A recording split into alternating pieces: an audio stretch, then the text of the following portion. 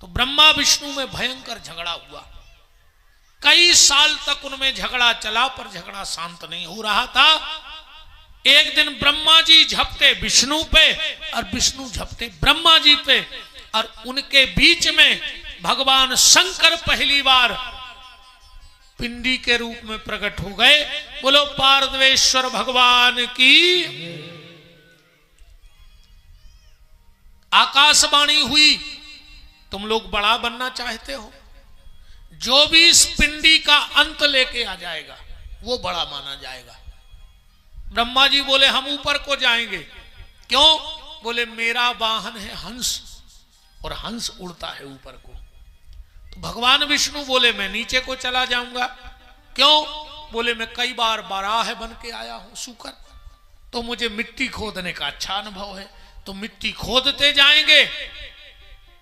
Sugar मिट्टी खोदता है, देखा होगा तुम लोगों ने, कहीं भी खड़ा हो मिट्टी खोदता है। ये कौन है पता है? ये शुगर है कौन? पिछले जन्म का।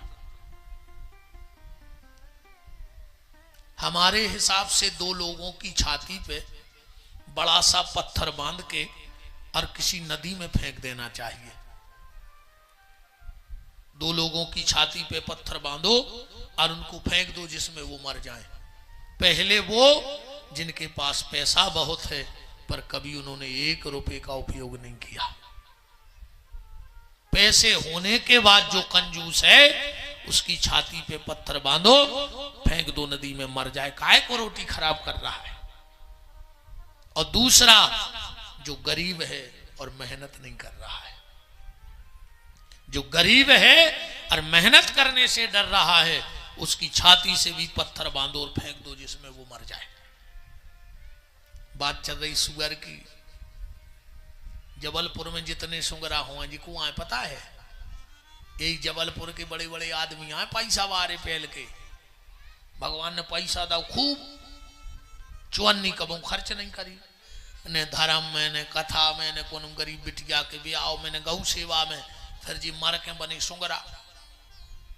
अच्छा सुगर जहां खड़ो हुए हो तई माटी खोदत, वो जो ध्यान रहे थे कि हम पहले जन्म में कहूं गड़ाया आए थे, अब खबर है नहीं है कि कहाँ गड़ाया आए, सो जहां खड़ो हो तई खोद रहो।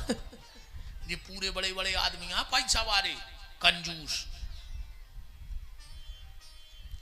सो तुम भी कछु दान पुण्य करत रहियो ना, मार के सोगरा बन हो जबलपुर में धरत रहो गड़ा गड़ा के तई फिर हो के आऊं। हाँ ध्यान राखियो, भगवान ने दिया है तो दो। अब भगवान से प्रार्थना करो कि हे नर्मदा मैया, मेरा अगर जबलपुर में जन्म हुआ है, तुम्हारे तट पर तुम्हारी गोदी में बैठने का सौभाग्य मिला, तो मुझ पे ऐसी कृपा करना कि मुझे देने वाला बनाना, कोई मेरे दरवाजे आ जाए तो खाली ना जाए।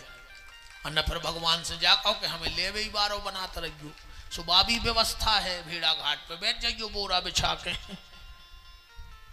सुले वे ही बारे बने रहो, को नहीं देना जे को न कर, वही 1-2 सिक्का फेंका जे वृंदावन बिहारी लाल की जय, है तो तुम्हारे हाथ में। भगवान विष्णु नीचे को चले गए, नारायण ऊपर को चले गए। विष्णु भगवान ने सोची कि 20 साल हो गई रे माटी खोदत खोदत, अंत मिल नहीं रहा, तो जिंदगी का हमारी माटी खोद भी आए, सो लौट के आ गए। भगवान विष्णु नारायण के पास, शिव के पास गए, बोले दादा हमें ने अंत मिल रहा आए ने, अब हमें बड़ो बनने आए, हमारी खुल गई, तुम तो हमें काम बताओ क्या करने। भगवान शिव बोले तुम बैठ के भजन करो। विष्णु बैठ गए समाधि में, और जब समाधि लगाई उनके शरीर से इतना जल निकला, इतना पसीना निकला कि पूरी सृष्टि में जल ही जल हो गया। ये जो पानी है ना, ये भगवान विष्णु का पसीना है। शिवा ने कहा इनका नाम क्या होगा? बोले संस्कृत में नार कहते हैं जल को, और यण कहते हैं रहने को। अब ये जल में रहेंगे तो इनका एक नाम हो जाएगा नारायण, जल में रहने के कारण नारायण। और इसीलिए भगवान शिव को जल इतना प्रिय है, क्योंकि जैसे ही आप घर में जल का लोटा भरते हो और भगवान शंकर मंदिर में नाचने लगते हैं, तुम्हारी नजर में वो साधारण जल है, पर शिव जी को लगता है कि मेरे नारायण मुझसे मिलने आ रहे हैं, इसलिए एक लोटे जल में भगवान शिव खुश हो जाते। आजकल तो एक कहावत चल रही है कि एक लोटा जल हर समस्या को हल। पक्का पक्का? तो टैंकर लगवा दो, दिन भर जल ही चढ़ाते रहे, समस्या आहे ही नहीं। अगर एक लोटे में हर समस्या का हल है तो टैंकर लगाओ। मैं बात नहीं काट रहा हूं, एक लोटा जल हर समस्या को हल, पर कब? जब मन में ना हो कोई छल। अगर मन में छल होगा तो तुम तो शंकर जी के ऊपर गर्दन काट के चढ़ा दियो रावण जैसी, पर घर में रोवे वारों ने बचे। क्योंकि इतनी पूजा रावण जितनी कोई तुम दूध चढ़ा सकत, दही चढ़ा सकत, गर्दन काट के थोड़ी चढ़ा सकत, पर उसके मन में छल था, इसलिए आज उसके घर में कोई पानी देने वाला नहीं बचा। तो एक लोटा जल हर समस्या का हल, पर जब मन में ना हो कोई छल। भगवान शंकर को जल इतना प्रिय है। एक बार तो महाराज जी लड़ाई हो गई घर में शिव जी की। पार्वती जी बोली कि सुनो, ब्रह्मा जी बब्बा हो गए, पर कितने अच्छे सजे धजे रहे थे, और तुम अबे बूढ़े भी नहीं भाई ज्यादा, फिर भी राख लपेटे ने कपड़ा पेरो नग्न बैठे रे। शंकर जी बोले देवी का ऐको पर रही होता। मन पार्वती बोली हम कुछ नहीं जाने, तुम 2-4 जोड़ी कपड़ा ले आओ, अच्छे रहेंगे तैयार। अब पार्वती ने कही ये शंका बतमान नहीं पर कैसे माताएं जोन काम को लग जाए, इनको एक नाव खतरनाक है ओ औरत, और इनको जो औरत फिर भी वो ही करत फिर को भी नहीं मानत। नाव खतरनाक है वो औरत, गरी को 2 औरत। जबलपुर की नहीं कह रहे, इतनी की या कह रहे, अपन तो जहां रहे उतनी की के। हाँ, बात तो दबा ही नहीं सके। शंकर जी गए सो 10 जोड़ी एक दिन कपड़ा ले आए। सुबह 4 बजे शंकर जी ने अच्छे नहाए, कपड़ा पहरे और बैठे ही थे। जो एक ऐसे कोई महाराज जी उठे 4 बजे, संत उठे ही बैठत, सो उनने लोटा लाओ और शंकर जी के ऊपर चढ़ा दो। शंकर जी बोले देखो हम यही से कपड़ा ने पैर रहे थे, पैर के पूरे के बैठ नहीं पाए, वो जगत गुरु जी जल चढ़ा गए। पार्वती बोली चलो कछु नहीं, 10 जोड़ी ले आए बदल ले, 1 जोड़ी और पैरे। 6 बजे हम जैसो पापी उठो, सो 1 लोटा जलो ने चढ़ा दो। शंकर जी बोले देखो वो विपिन बिहारी जल चढ़ा गो। अरे तो पार्वती बोली 10 जोड़ी हैं। अब शंकर जी ने तीसरे कपड़ा पहरे बैठ गए। तब तक एक नौकरी बार उठो 9 बजे, राकेश जैसे इन कहीं कछु नहीं कर रहा तो 1 लोटा जल तो चढ़ा ही दे। शंकर जी बोले देखो अब वो जजमान चढ़ा गो जल। पार्वती बोली अब 7 जोड़ी धरी है।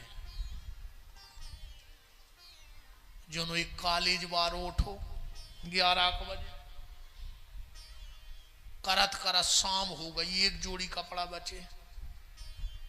शंकर जी बिल्कुल नाराज। पार्वती बोली बस अब को उन्हें आ है, 1 जोड़ी और पैर के। 8 बजे बैठी, जो एक किसान खेत से आओ, दिन भर काम करत करत घर बारी बोली भोजन कर लो। बोले भोजन तो कर ही, मनो 1 लोटा जल को नियम है शंकर जी पे चढ़ा दें। सुने 8 बजे नहाओ रात में और जल चढ़ाओ। शंकर जी ने तो पकड़ो कुर्ता और दाओ सो पर उतरो। पार्वती बोली काहे? शंकर जी बोले हमें ऐसा ही अच्छे हैं, ऐसे कहां तक कपड़ा बदल है बताओ, रोज 15 जोड़ी। इसलिए भगवान शंकर कपड़े पहनते नहीं कि चढ़ाता रहो दिन रात जल। अच्छा देखो राम जी के मंदिर का, कृष्ण जी के मंदिर का एक नियम है ना, 10 साढ़े 10 बजे पट बंद हो जाएंगे, फिर 4 बजे खुलेंगे, 4:30 5। हर मंदिर का थोड़ा अपना अपना नियम रहता है। और रात में 8 बजे आरती, फिर 10 बजे शयन आरती। अब 10 बजे के बाद कोई नहीं जाता राम जी के मंदिर, भगवान सो गए, बाकी बिहारी सो गए। अच्छा शंकर जी के मंदिर को कौन नियम है? 2 बजी रात है, 4 बजी रात है, देखो जब ते मिलो। एक भक्त आया शिव जी का, तो वृंदावन गया और वृंदावन पहुंचा ही था और पटबंद हो गए। तो उसने सोची चलो अयोध्या में दर्शन कर है, उते गो जुनोते पटबंद हो गए। भक्त का भाव है, गुस्से में बोला कि राम कृष्ण तुमसे अच्छे हमारे शंकर जी हैं कि जब चाहे जब मिले आओ, हम तो तय अच्छे हैं अपने भोलेनाथ के थे। तो भगवान शंकर अवगणदानी देवता हैं, कभी भी मिल लो कोई दिक्कत नहीं है। ये राजा हैं, राजा से मिलने में, जगत के लंबड़दार हैं, मालिक हैं, उनसे मिलने में। पर भोलेनाथ तो फक्कड़ बाबा है ना बाबा। अच्छा, जबलपुर में बहुत बड़े बड़े कथावाचक आए होंगे, आज तक किसी ने मंच से बोला कि राम बाबा की जय, राम बब्बा की जय बोली? किसी मंच पे बोला कृष्ण बब्बा की जय? पर यहां बोलो भोले बब्बा की। तो बब्बा को कहा है, सबके बब्बा को है, शंकर जी हैं। और अपने आए नाती, और बब्बा को नाती ज्यादा प्यारो हो तो लड़का प्यारो नहीं होता है ना। तो भी अपने बब्बा, अपन उनके नाती पोता। तो भगवान विष्णु के शरीर से जल निकला और वही जल भगवान शंकर को चढ़ने लगा। ब्रह्मा जी को भी अंत न मिला, पर ब्रह्मा जी ने सोचा हम ऐसे लौट के तो जाएंगे नहीं। तो ब्रह्मा जी ने अपनी माया से एक पुष्प प्रकट किया जिसका नाम था केतकी, केवड़ा। ब्रह्मा जी लौट के आए, शिव जी बोले मिल गया अंत। ब्रह्मा जी बोले हाँ। बोले प्रमाण? बोले प्रमाण के लिए ये पुष्प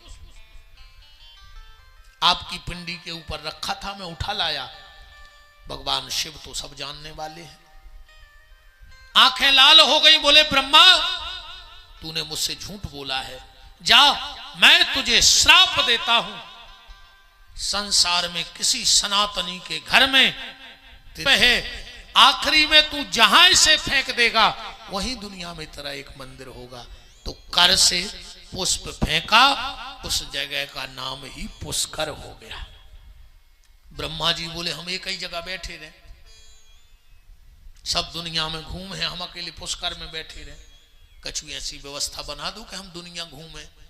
भगवान शिव बोले जाओ ब्रह्मा, मूर्ति में तो तेरी पूजा नहीं होगी, पर जहां भी यज्ञ होगा तो सबकी तो बनेगी पीठें। यज्ञ में पीठ जानते ना, यज्ञ में वो चबूतरे से जिसपे हमारे आचार्य लोग देवताओं को स्थापित करते। कई लोग पीठ नहीं जानते महाराज जी। एक बार मैं एक कथा में गया, यज्ञ हो रहा था, तो आचार्य जी ले गए सुबह सुबह, हम जाके बैठ गए। तो जो ब्रह्मा जी थे वो पूजा करा रहे थे, आचार्य जी हमारे बगल में थे।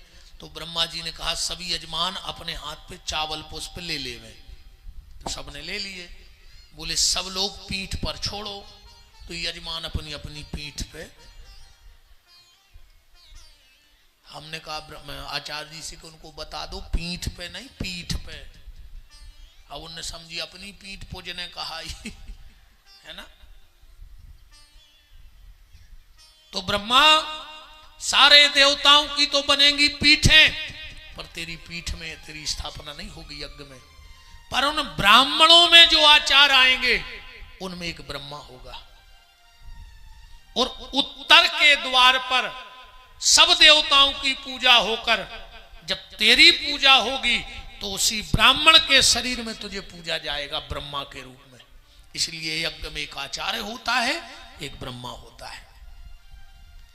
ब्रह्मा जी बोले जैसे जहां यज्ञ नहीं होगा तो हम वहां नहीं जा पाएंगे। तो ब्रह्मा जी के कहने पर भगवान शिव कहते हैं ब्रह्मा मैं तुझे एक वरदान और देता हूं। आज के बाद जिस सनातनी के घर में पूजा होगी तो सर्वप्रथम पूज्य मेरा बेटा होगा गणेश। किसी भी देवता की पूजा करा लो, मरे की गले की, पर सबसे पहले पंडित जी के हैं गणानां त्वा गणपति हवामहे। चाहे शिव जी बनवा लो, चाहे कथा भागवत राम कथा कुछ करवा लो, पर पहले पूज्य कौन है? भगवान गणेश।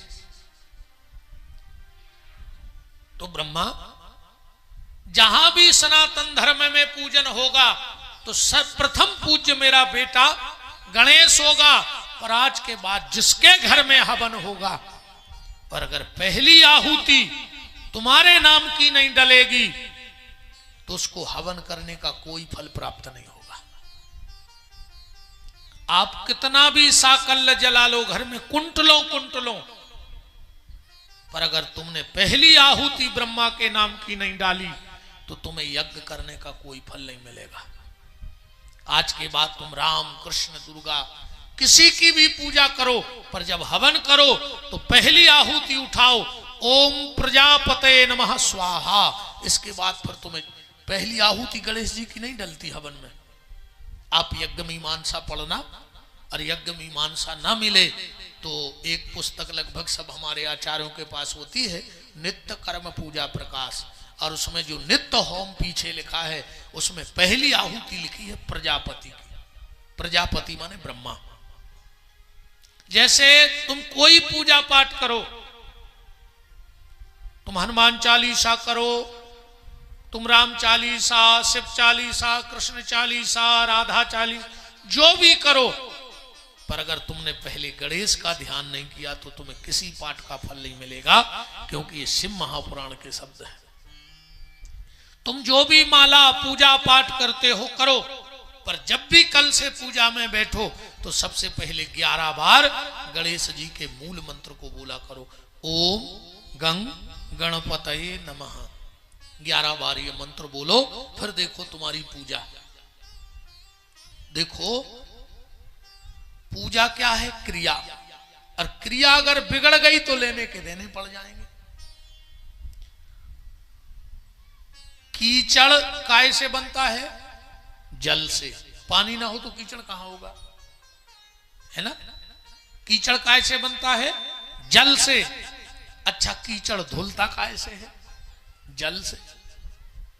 जल से ही कीचड़ बनेगा और जल से ही कीचड़ धुलेगा।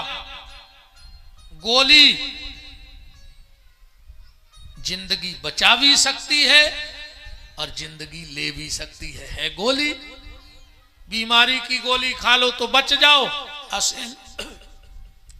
सेल पास की खा लो तो मर जाओ। तो पूजा एक क्रिया है।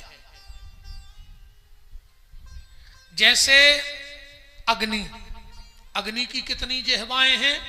7। आप अग्नि पुराण को नेट पे सर्च करके देख लेना, कितनी जिह्वाएं हैं? 7।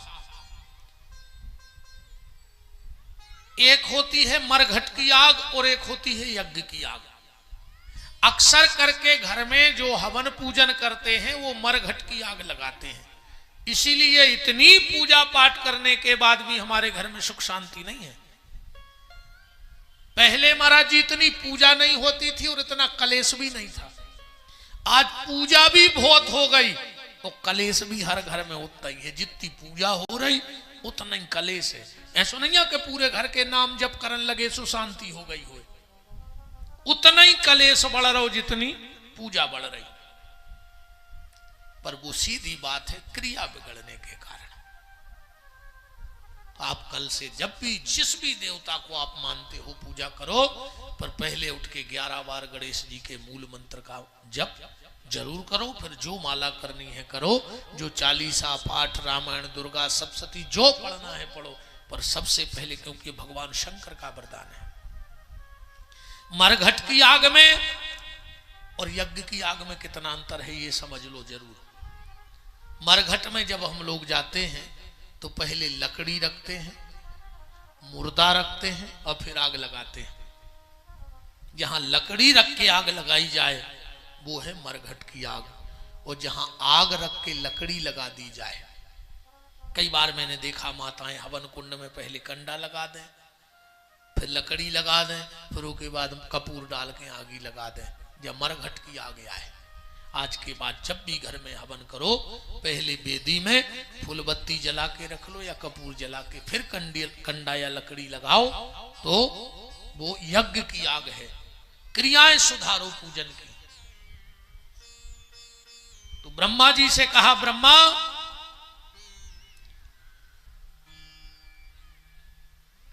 आज के बाद जिसके घर में भी यज्ञ हवन होगा तो पहली आहुति तुम्हारे नाम की होगी, और जिसके घर में तुम्हारे नाम की पहली आहुति नहीं होगी उसके घर का साकल्य कोई भी देवता स्वीकार नहीं करेगा। बगल में केतकी का फूल खड़ा था, शिव जी ने उसे भी श्राप दे दिया। केतकी केवड़ा, ध्यान से सुनना, आज के बाद जिस पूजा की थाली में तुझे रख दिया जाएगा उस दिन तक के उस व्यक्ति के सारे सत्कर्म नष्ट हो जाएंगे। इसलिए किसी भी पूजा में, किसी भी देवता की पूजा में केवड़े का पुष्प नहीं चलता है। केवड़ा चरणों में गिर पड़ा, बोले प्रभु ये आपने क्या श्राप दिया? भगवान शंकर बोले तूने झूठ का साथ दिया है, ब्रह्मा का साथ दिया है, और झूठे का साथ देना भी उतना ही अपराध है जितना झूठ बोलने वाले को अपराध है। पर तू किसी पूजा की थाली में नहीं रखा जाएगा, पर तेरे अंदर जो इत्र निकलेगा वो देवताओं की पूजा में चढ़ाया जाएगा, पर तुझे स्वीकार नहीं किया जाएगा। उसी समय भगवान शंकर ने 5 मंत्र अपने मुंह से प्रकट किए। ध्यान से सुनना, संसार के जितने मंत्र हैं 5 मंत्र छोड़कर ये ऐसे महापुरुषों के बनाए हैं, भगवान शंकराचार्य के बनाए हैं, भगवान श्रीमद् जगत गुरुओं के बनाए हैं, पर ये 5 मंत्र भगवान ने बनाए हैं, ये स्वयं शिव के मुंह से प्रकट है। बाकी जितने भी मंत्र हैं इन संतों की तपस्या का फल है। जब इनके अंदर तपस्या बनती है तो एक नए मंत्र का जन्म होता है जो सृष्टि को और संसार को सुधार कर सद्मार्ग के रास्ते पे ले जाता है। पर ये 5 मंत्र भगवान शंकर ने प्रकट किए हैं। सबसे पहले मुंह से मंत्र निकला ओम। ओम में कितने शब्द हैं, कोई बता सकता है? कितने शब्द हैं ओम में? ओम में 5 शब्द हैं। ध्यान से सुनना, कितने शब्द हैं? 5। आ, उ प्लस आ प्लस मा, अर्धाकार चंद्र और बिंदी, इन 5 को मिला दो तो ओम बन जाता है। ये भगवान शिव के मुंह से प्रकट हुआ। दूसरे मुंह से भगवान शिव के मंत्र प्रकट हुआ, ओम नमो भगवते वासुदेवाय, 12 अक्षर मंत्र। तीसरे मुंह से भगवान के मंत्र निकला, ओम एम ह्रीम क्लीम चामुंडाय विच्चय नमः। चौथे मुंह से भगवान के जो मंत्र निकला वो था गायत्री मंत्र। गायत्री मंत्र बोलने की परमिशन व्यास गद्दी नहीं देती है, तो ओम भूर्भुवः स्वः यहीं से समझ लो। और 5वें मुंह से जो मंत्र निकला वो था राम। ये राम नाम की उत्पत्ति कहां से है? भगवान शंकर के मुंह से है। अच्छा, जैसे कोई कहे नवार्ण मंत्र तो आप तुरंत कह दोगे ओम एम ह्रीम क्लीम चामुंडाय विच्चय नमः। कोई कहे 12 अक्षर मंत्र, तुम तुरंत कहोगे ओम नमो भगवते वासुदेवाय। कोई कहे गायत्री मंत्र, तुम तो तुरंत सुना दोगे। अगर तुमसे कोई कहे कि सनातनी हो तो प्रणव मंत्र सुनाओ। प्रणव क्या सुनाओगे? प्रणव मंत्र क्या है? और अगर तुम सनातनी हो और तुम्हें प्रणव मंत्र पता नहीं है तो धिक्कार है तुम्हारे लिए। प्रणव मंत्र कौन सा है? आज के बाद ध्यान रखना, अगर कोई भी कहे प्रणव मंत्र सुनाओ तो कहना ओम। ओम का नाम क्या है? प्रणव। कहां लिखा है? ज्यादा नहीं ढूंढना पड़ेगा। शिव जी की आरती में प्रणवाक्षर के मध्य ये तीनों एका लिखा है ना। अब तो याद रहेगा, प्रणव माने ओम। फिर ब्रह्मा जी ने और विष्णु ने अपने मुंह से एक एक वृक्ष प्रकट किया, सुनते जाना। उस वृक्ष का नाम क्या हुआ? चंदन। जो श्वेत चंदन है वो ब्रह्मा के मुंह से प्रकट हुआ है, और जो रक्त चंदन है वो विष्णु के मुंह से प्रकट हुआ है। अब तीनों देवताओं ने मिलकर के एक वृक्ष को प्रकट किया। जब उस जल में तीनों देवताओं ने शक्ति डाली तो एक वृक्ष बना जिसका नाम पड़ा बिल्व पत्र। बेल की उत्पत्ति कहां से? ब्रह्मा विष्णु महेश के मुंह से। एक कथा। दूसरी कथा बेल की। बेल का इतना महत्व है, त्रिदलम त्रिगुणाकारम त्रिनेत्रम चतुरायुधम त्रिजन्म पाप संहारम बिल्व पत्रम शिवार्पणम काशी वास निवासी चो काल भैरव दर्शनम कोटि कन्या महादानम बिल्वपत्रम शिवार्पणम। ये तो वैदिक मंत्र हैं, शास्त्रोक मंत्र हैं। वैदिक मंत्र तो हमारे आचार्य लोग बोलते हैं। ओम नमो बलवने च कवचिने च नमः वरेण वरोधने च नमः श्रुताय च शस्यनाय च दुंदुभ्याय च हनन्याय च नमः। बेल के वृक्ष का इतना महत्व है, इतना महत्व है। ध्यान से एक बात सुनना। एक बार माता महालक्ष्मी ने संकल्प लिया, और जब संकल्प होता है तो पहले पंडित जी यजमान से कहते 3 बार विष्णु बोलो। अब फिर पंडित जी विष्णु बोलते हैं 3 बार। मतलब पंडित जी 3 बार विष्णु बोल के कहते, मैं भगवान विष्णु की कसम खा रहा हूं, मैं यजमान का कार्य विधि पूर्वक श्रद्धा पूर्वक शास्त्र मत करूंगा, और अगर उसमें कोई त्रुटि रहे तो उसका दोषी मैं रहूं। इसलिए ब्राह्मण 3 बार विष्णु की सौगंध खाता है, और यजमान 3 बार इसलिए सौगंध खाता है कि महाराज जी आप जब मेरे लिए भगवान की कसम खाने को तैयार हो तो मैं भी भगवान की कसम खाता हूं कि आपका मेहनताना ईमानदारी से दूंगा। मैं भगवान विष्णु की कसम खा रहा हूं, इसलिए 3 बार विष्णु की कसम होती है। अब यजमान अपने रास्ते से हटे तो यजमान भोगे, अब पंडित जी बेईमानी करे तो पंडित जी भोगे। उसमें क्या है? क्योंकि लक्ष्मी थोड़ी ना रुकेगी फिर अगर उसके पति को दिन भर खाओगे तो, है ना। वो पैसा ऐसो आते भी नहीं है, ऐसो नहीं आए पैसा, तुम तो मर जा मूड पटक के, वो तो जितो लिखो उतना ही मिल है। या जगाम यदा लक्ष्मी नारी केला जलाम बुता निर्जगाम यदा लक्ष्मी गज उदरे पवित्र कपित्तवत।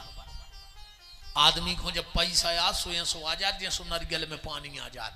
कौन भर तो देखो इंजेक्शन से पर आ गो। लक्ष्मी को आना हो तो ऐसे आती है जैसे नारियल में पानी आ जाता है, और जब लक्ष्मी छोड़ के जाती है तो गज उदरे कपित्तवत। हाथी का सबसे प्रिय भोजन है कैथा। हाथी ऐसे अच्छो कछु नहीं खाए जितो प्रेम से कैथा खात। अच्छा पूरो कैथा खात है, वो पूरो लीद में निकाल दे, पर भीतर को मसालो राख बन जाए। ऐसे ही लक्ष्मी छोड़ के चली जाए। ठीक।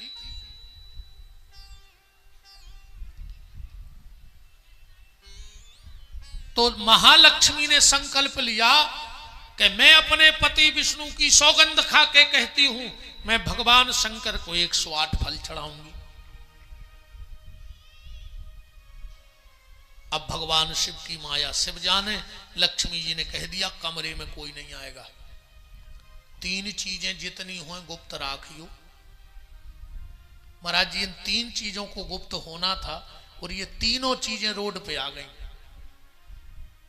सबसे पहले भजन, जितनो गुप्त रहे उतनो फलदायी रहे। सो आजकल भजन हो रहा फेसबुक पे, न को भागवत से मतलब, न शिव पुराण से, न भगवान से। वो तो मंदिर जे है मन भगवान की तरफ पीट करके सेल्फी ले है बस, कि फोटो भर गिर जाए कि हम मंदिर गए थे। वो भगवान से कोई मतलब नहीं है ना। सेल्फी के लिए भजन है। महाराज जी हमें तो एक और हो सकता मेरा दोष हो, हमें जा समझ में नहीं आए कि जी जो साधना तपस्या कर भी कबों कबों गिरत है कि फलाने महाराज जी ने उत्तराखंड में या बद्रीनाथ में भजन करो, तो फोटो खींच भी कोगा तो उनकी जब भी समाधि में आते माने जे सब एक रचना रची भाई कहा कि हम आंखें बंद करके बैठे, तुम हमारी तैसे फोटो खींच के वायरल करियो। भाई अगर तुम अकेले में गए थे भजन कर भी तो कैमरा वालों लेके गए थे, और मान के चलो तुम लोग हमें जान भी जाओ कि हम बहुत बड़े महात्मा हैं, का कर ले हमारे जबलपुर वाले, का कर ले हमारी किस्मत पलट दो। चलो तुम हमें एक नंबर को पापी जान ले, हम का कर ले हम बताओ। तुम हम 25 साल से कथा कर रहे, जबलपुर में आए तो कभी का हम कथा नहीं कर रहे। हम लोग उसके लिए अच्छा बनना चाहते हैं जो हमारा कुछ नहीं कर सकता। हमें तुम्हारे प्रमाण पत्र की जरूरत ही नहीं है, ने हमें उतरे तुमसे लिखवा के देने भगवान के कि जबलपुर वाले लिख देवे कि हम बहुत बड़े संत हैं, सुमाओ तो एडमिशन हो जाए। वहां तो अगर कोई चिनार चलेगी तो हाथ में जो तुलसी की माला है इतनी घूम गई है वो भर वहां लगना है। महाराज जी गुरु जी के चेला गाओ, बोले गुरु जी हमें भजन करना है। गुरु जी ने माला दे दी, बोले एक कितनी घुमाने। गुरु जी बोले जितनी अधिक घूम सके वो तो फायदा। बोले लगभग कछु संख्या। गुरु जी बोले जितनी घुमा पाओ। और वे चले गए गुरु जी। 1 महीना बाद चेला पहुंचे, बोले गुरु जी तन्ना घर तक चलने। बोले काहे? बोले आपने कही थी माला घुमाओ, हमने इतनी घुमाई कि आज तक दुनिया में कोई नहीं घुमा पाओ। गुरु जी घरे गए, बोले कहाँ है माला? बोले ऊपर को देखो, उन्हें पंखा पे टांग दी थी।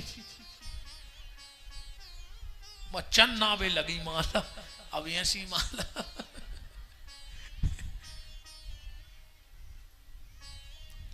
पर आज एक और दिक्कत है, माला पे हाथ फेरवे वारे तो जो कछु मूर्ति बची हैं।